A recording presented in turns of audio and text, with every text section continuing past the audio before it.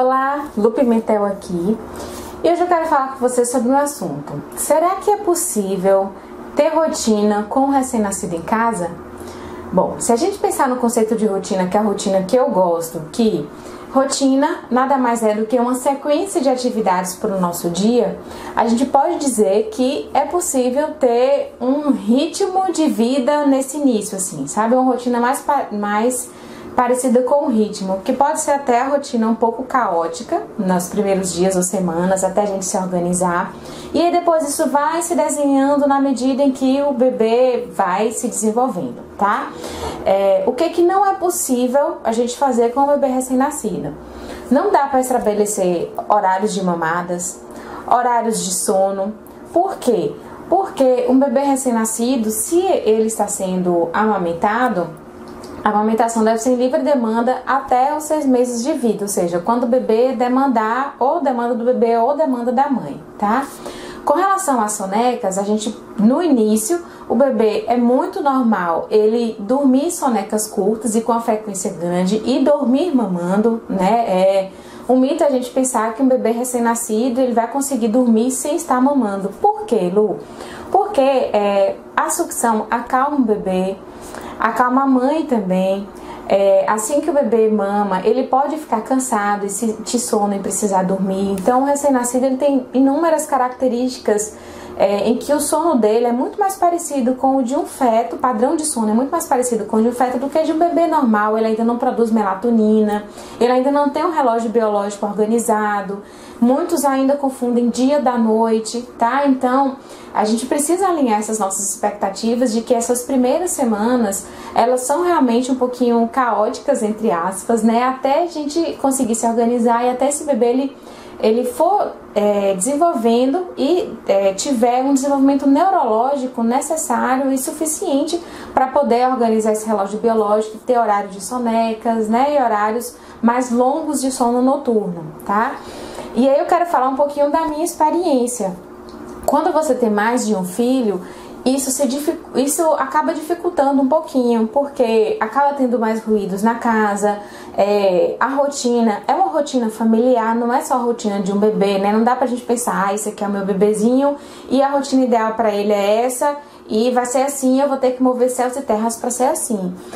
Acaba que a gente não sustenta isso por um tempo, então eu defendo muito essa rotina familiar, não só pensando no bebê, né, mas algo que funcione para todo mundo dessa família, para que não seja algo chato, enfadonho, ou algo que ingesse muito nossa vida, ou algo que, ao invés de ajudar, acaba prejudicando e trazendo mais ansiedade, tá?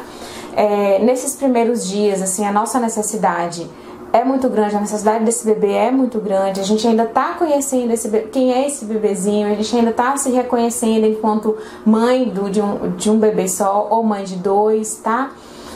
Como eu falei, o cansaço ainda é muito grande. Então, falando um pouco sobre como foi aqui em casa, algo que eu procurei fazer desde o primeiro dia que eu cheguei em casa foi assim: quando acordar pela manhã, esse acordar pela manhã vai depender muito. Aqui em casa geralmente entre 6 e 7 da manhã é o horário que a gente acorda. O que é acordar? Que eu defino acordar é a gente levantar e sair da cama, despertar. Então, ajuda muito a começar o dia bem, e pra mim começar o dia bem é levantar da cama e tomar logo um banho, é ter pelo menos um autocuidado pessoal, porque isso deixa o dia mais leve, eleva um pouquinho a nossa autoestima, tira um pouco desse cansaço, assim, a gente já acorda um pouquinho mais disposta para esse dia. Então, assim, ficar na cama prolongando, ficar com o bebê ali deitado do lado, estendendo, a gente acaba não descansando direito. O bebê também às vezes nem tá dormindo, mas fica ali junto, e às vezes isso acontece, né? Você tá amamentando, tá ali, acaba dormindo e prolongando mais o sono. Então isso é algo que eu não gosto muito, que eu, inclusive, não incentivo, assim, eu não percebo isso como um momento de descanso. Se funcionar para outras mães, porque descansa e acorda bem, ótimo. Agora, se não, se você ainda acorda cansada, indisposta, eu acredito que essa dica possa funcionar para você também, né? Assim, o bebê acordou, geralmente ele acorda chorando e mamou. Se ele dormiu, né, colocar no bercinho ou no carrinho. e tomar um banho ou deixar com alguém. Nesse caso, nas primeiras 3 semanas, como eu falei no meu relato de parto, eu tive a minha mãe aqui comigo, então isso me ajudou porque eu dava o bebê para minha mãe e aí o meu esposo, era ele que organizava Miguel, né, meu filho mais velho, para poder tomar o café da manhã e ir para a escola. Então eu acordava, dava um beijo de bom dia em Miguel, um abraço, era o máximo que eu conseguia fazer com ele nesse iniciozinho, tomava o meu banho e tomava café da manhã. Era como se, pronto, tudo que vier agora nesse dia vai ser lucro pra mim. E aí, praticamente nas suas primeiras semanas, o que é uma rotina de uma mãe de recém-nascido é amamentar e bebê dormir. E se possível, você conseguir descansar um pouco, ótimo. Se não dá, porque às vezes não dá mesmo, né? Principalmente com mais de um filho em casa. Você procurar fazer algo que me ajuda ainda hoje é procurar fazer as sessões de mamada o mais relaxante possível. Algumas vezes eu fico muito no celular, às vezes até trabalho no celular enquanto estou com ele, né? Escrevendo um post, fazendo qualquer coisa, pesquisando alguma coisa. Mas às vezes para mim é importante relaxar, ou seja, colocar uma música, ouvir um podcast, ou simplesmente ele tá ali, sentar ou na cadeira de amamentação, ou sentado na cama, numa posição confortável e relaxar enquanto o bebê está mamando, porque por mais que a gente não durma, a gente passa muito tempo amamentando, então isso contribui, né, para esse processo. Depois a gente almoça, e esse horário de almoço também varia, mas uma coisa muito importante, a gente que está amamentando, especialmente nesse início, é se preocupar com a nossa refeição. Então, ter alguém que possa fazer, ou ter comida pronta, congelada, que você vai ali preparar rápido, ajuda demais, assim, né? Ter frutas, então alguém, ou antes a gente faz uma feira, né, e deixa, ou ter alguém que pelo menos possa deixar a despensa cheia, frutas disponíveis, fazer uma salada de frutas, né? Então, salada de frutas é algo que você pega ali rápido, se você gosta de colocar um leite ou colocar uma granola, é um lanche rápido que a gente faz, às vezes até amamentando a gente consegue comer ou uma fruta, né? Então almoçar, né, no horário certo, e aí vai seguindo o dia até no final da tarde, e aí vai entre mamadas e sonecas, bebê mamando e dormindo, recém-nascido. Final do dia já começando a desacelerar essa casa, e isso não foi uma dificuldade, apesar de ter 2, porque a gente já fazia isso com o Miguel. Então dá 18 horas, não tem mais televisão ligada, luzes mais indiretas, não tem mais barulho e ruído, e isso é difícil quando tem um filho mais velho, porque brinca, né, e brincando vai fazendo barulho. Então me ajuda colocar uma música calma, isso me ajudou, né, muito no início, colocar uma música calma enquanto dava o banho de Davi, com a música instrumental, e aí depois dessa música instrumental vestir pijama e já ir pro quarto. E aí nesse momento o pai já tá em casa e vai assumir a rotina de Miguel, né, de dar banho. Às vezes eu mesmo já ofereço a janta para ele, já ofereci a janta para ele, ou o pai chega, dá a janta e aí eu já vou pro quarto, já tudo escuro, já amamentar Davi para fazer esse ritual do sono noturno e ele ia adormecer.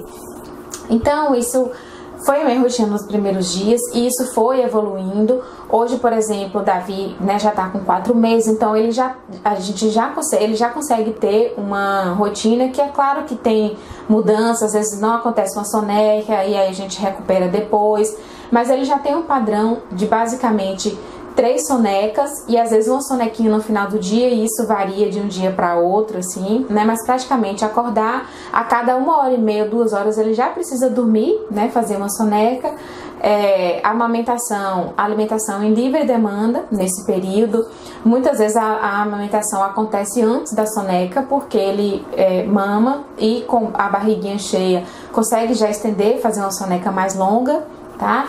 E no final do dia, de tarde, é quando o Miguel já tá em casa, e usar ruído branco nas sonecas de Davi ajuda demais, porque fica um ambiente mais agradável e inibe os ruídos externos, então a gente consegue sonecas mais longas aí com esse ruído branco. E no final de tarde, que eu já tô sozinha com os 2 até o meu marido chegar, que é praticamente 2 horas, geralmente eu coloco o Davi no sling, a gente desce pro play, Miguel brinca com as outras crianças enquanto o Davi tá no sling, e aí essa sonequinha, nessa última sonequinha que quase sempre rola ali no sling mesmo, quando rola a sonequinha no sling, ele vai dormir por volta de 7h30, 8 horas, quando não rola a sonequinha no sling, por volta de 7 horas da noite ele já tá no finalzinho do ritual noturno para poder dormir. E aí é o momento, né, como eu falei, o pai já está em casa e cuida do ritual noturno de Miguel. Então, essa é a forma que a gente se organiza aqui em casa. É muito importante que ao definir uma rotina, você pense na flexibilidade dela, não leve ela assim a ferro e fogo, tem que ser assim, se não acontecer, a gente já fica estressada. Se concentre bastante nas sonecas do seu bebê. Então, às vezes é super normal nesse período, né, precisar de outros cuidados, mas eu vou gravar um outro vídeo só para falar sobre soneca de recém-nascida, porque eu tenho recebido muitas dúvidas de mães sobre isso e esse vídeo já tá ficando longo demais. Um grande beijo. Se você tem alguma dúvida, coloca aí nos comentários e inscreva-se aqui no canal se você não fez isso ainda. Tem um botãozinho vermelho aqui, é só você clicar em inscrever-se e clicar no sininho que você ativa as notificações e vai receber um e-mail sempre que eu postar vídeo novo por aqui. Um grande abraço e até o próximo. Tchau, tchau!